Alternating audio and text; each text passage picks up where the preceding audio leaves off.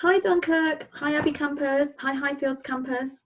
I'm here to do a special assembly for you this week, but before I get onto that, I'd just like to say a very big well done. Keep up the good work. I also want to say a big well done to mums and dads. We recognise this is a really difficult time, and anything that you're doing with your children at home in whatever way is just great. Thank you so much for supporting this. Of course, we'd all love to be back in school, and as soon as we can, and as soon as it's safe to do so, that's where we all want to be. But for the time being, we know that it's safer to be at home. We talk about our Dunkirk pride values, and I think that you're showing so many of those at the moment. You're doing all that problem solving, trying to work out how to do your work in very different ways from the way that you normally would, working out whose turn it is to have a go on the tablet. So much responsibility, having to get on with that work when your teacher's not in the same room as you, not even in the same building as you. So much independence, doing things by yourselves, determination to get it done, even though you've not got the same things at home, you've not got a teacher to help you, and you've got to figure so many things out by yourself. And also the empathy towards those others in your house that you're having to share and take turns with, but also empathy to all those key workers who are out doing their jobs. You're staying home to make the job of the key workers easier, so thank you so much for playing your part. So that brings us on to why I'm here. I'm here for our special assembly today, our special assembly for VE Day. Now, I've put the date on, so we're having the assembly today on Monday, but the date I've put on, the 8th of May, 1945. I wonder whether anyone notices anything about that date. That's right, it is Friday. Friday will be the 8th of May, but it won't be the 8th of May, 1945 on Friday. It'll be the 8th of May, 2020. So VE Day is a really important day that happened on the 8th of May, 1945. So the same date as it will be on Friday. So I wonder whether any of you have heard of VE Day before. I wonder whether you know what it stands for, or why it's significant, or what it's got to do with. There's a picture on the screen that might help you a little bit. So if you've got somebody with you, pause the video now and tell them what you know about VE Day. If you haven't got anybody with you, don't worry, that's fine. So VE Day stands for Victory in Europe Day, and it's a day that marked the end of the fighting in Europe during the Second World War. The Second World War started on the 1st of September 1939, and the fighting in Europe ended on the 8th of May 1945. You can see that date on your screen. So how long did that last? September 1939, 1940, 1941, 1942, 1943, 1944. So over 5 years, nearly 6 years. On the 7th of May 1945, Winston Churchill, who was the Prime Minister of the country at the time, made an announcement on the radio. He declared that the next day, the 8th of May, would become Victory in Europe Day, and it would be a national holiday for people. I wonder how you think people felt when they heard those words.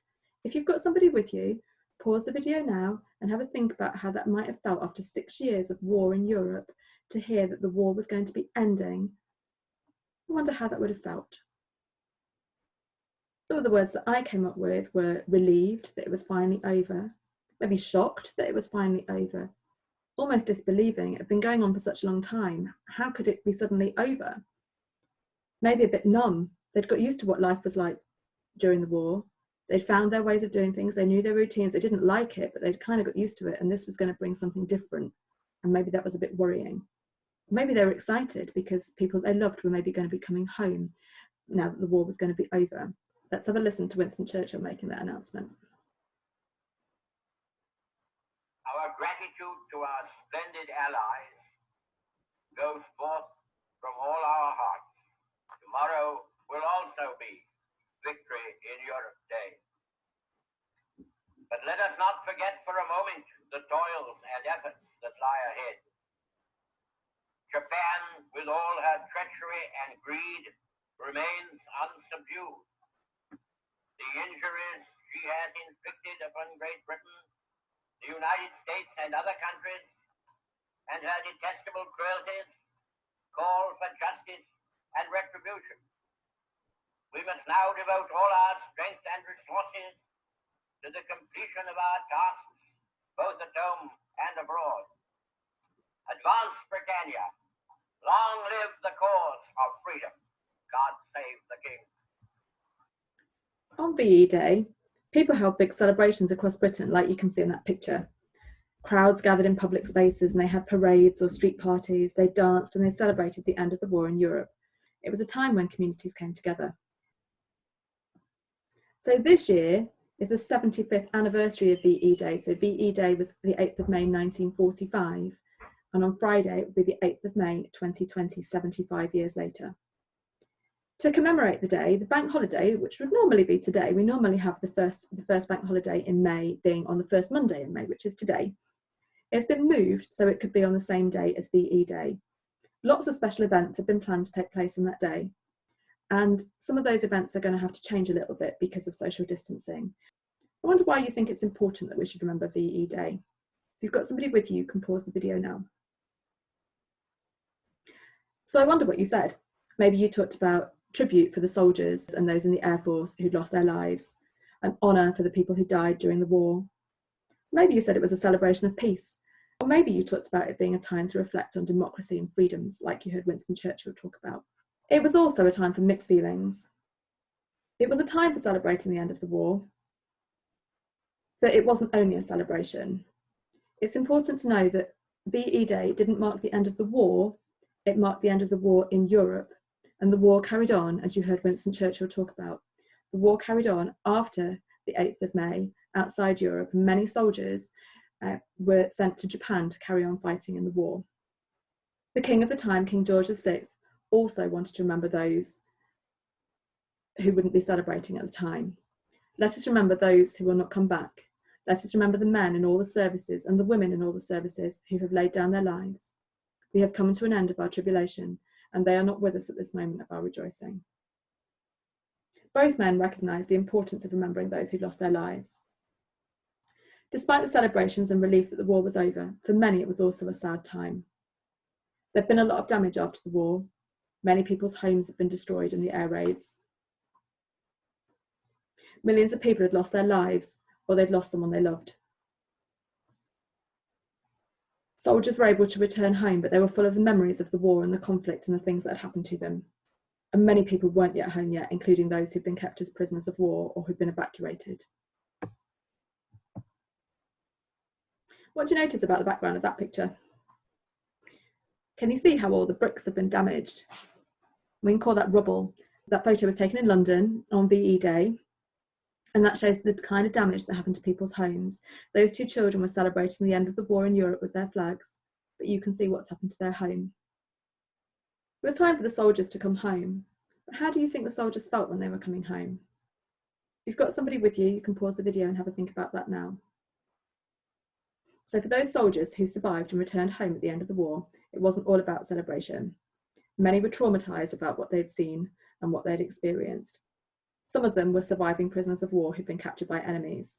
On VE Day, although many people were taking part in celebrations, there were still some people who hadn't made it home. There were approximately 40 million refugees across Europe. In Germany, there were around 17 million displaced people, including 300,000 Jews who've been freed from concentration camps. The picture you can see on your screen now shows a group of Polish refugees at displaced persons camp in Hamburg. Millions of people never made it home at all. The war didn't just affect the soldiers, it also affected civilians and families. In order to protect children, lots of children who lived in London were evacuated away from London. So London was one of the worst hit places in the war, and lots of the bombs were concentrated in London. And so it was seen to be an unsafe place to be, whereas there were other places in other parts of the country that weren't being bombed as heavily and were much safer. So lots of children were evacuated from London. Being evacuated meant they were sent to live with other families without their own family in other areas. So on Friday, this VE Day, the 75th anniversary of VE Day, it's a time for us to reflect. It's a time for us to give thanks to the Second World War generation for protecting the freedoms, democracy and ways of life that we enjoy today. It's a time for us to remember the bravery, service and sacrifice of the British and Commonwealth armed forces who fought in the war, those who lost their lives, those who were still trying to get home and those who didn't have a home to return to. And it's a time for us to remember those who contributed to the war effort, including the emergency services, families and civilians. So as I said before, lots of things have been planned for Friday. It was a bank holiday and there were lots of activities going on, but because of social distancing, some of those activities can't happen or have to happen in a different way. So you can see on your screen some of the things that have been organised by the Royal British Legion that you and your family might want to get involved with. One of the main things you might want to get involved with is a 2-minute silence. So at 11 o'clock on Friday, we're encouraging people to take part in the 2-minute silence. There's no right or wrong way to do this. You might want to stand near your window and see if there's anybody else taking part in the silence. You might want to step just outside your house, provided that you can keep safe doing so, keep a safe distance from other people. You might want to watch the broadcast on TV, or you might just want to sit quietly. But that 2-minute silence is a time to honour the service and sacrifice of the Second World War generation and reflect on the impact that had on their lives and the impact that their sacrifices had on our lives now. The other thing you might want to get involved with is you can see it on your screen, it's the third bullet point, the UK sing-along to Vera Lynn's We'll Meet Again. It might be a bit late for some of you because it's not on until 9 o'clock, but it's a time when the whole country can get together to sing along to Vera Lynn's We'll Meet Again. But you might not know the words. I can hear you saying, I don't know that song. Don't worry, because Mr. Evans for Tuesday Tune In on our YouTube channel is going to be singing We'll Meet Again by Vera Lynn. So from Tuesday, from tomorrow, you can listen into that and you can watch as many times as you like so that you can learn the words and you can join in at 9 o'clock. Or if that's too late for you, if it's past your bedtime, you can sing it at another time. You might want to sing it straight after the 2-minute silence. Key Stage 2 teachers will also be sending out some ideas of activities that you can do to help you learn a bit more about VE Day. So I just want to end with a final thought for the day. I want to ask you whether you think you know anybody in your community or family who remembers World War II who might be able to share their stories with you. Maybe there's somebody in your family who you could call or have a video call with who might be able to tell you some stories from World War II. If they weren't there or don't remember it themselves, they might have been told stories that they can remember and tell you. It'd be good to hear those stories. I want to thank you very much for listening. Take care, stay safe.